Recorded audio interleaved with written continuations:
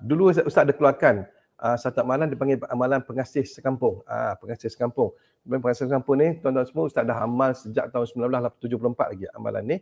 Memang amalan ni memang jadi tuan semua dan banyak dah Ustaz uji-ujikan pada tempat orang ramai, pada orang tertentu, kepada orang persoalan boleh, pada orang tempat ni banyaklah Ustaz gunakan. Bahkan pada orang tertentu, orang persoalan pun Ustaz pernah gunakan. Dan Ustaz dah keluarkan pada beberapa tahun yang lepas, lama dah. Dan kali ini Ustaz akan keluarkan sekali lagi tuan-tuan semua, tetapi dengan ada penambahan amalan lain. Dia panggil kita panggil ada pengasihan sekampung bukan tahap 2, part 2. Part 2 yang mana ada tambahan amalan lain. Tapi dengan harga yang berbeza tuan semua. Jadi insya-Allah bagi anda yang dah ada amalan pengasihan sekampung, anda boleh ambil sekali lagi dengan ada tambahan. Dan bagi anda yang masih fresh, anda boleh hubungi admin untuk dapatkan juga amalan pengajian tersebut, dan insya-Allah Ustaz akan kongsikan amalan baru kepada anda sebagai part 2.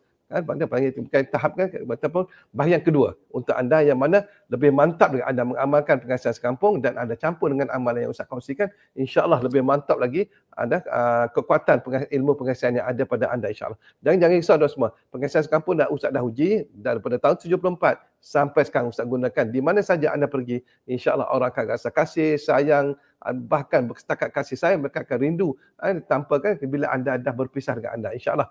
Kalau anda sebagai seorang yang kita ada yang buat bisnes, ada buat sales apa semua, ataupun ada produk apa semua, ini penting bagi anda untuk meraih pengasihan kasih sayang orang pelanggan pada anda, insya-Allah. Kita jumpa. Jangan lupa untuk part 2 dalam pengasihan sekampung. Assalamualaikum warahmatullahi wabarakatuh.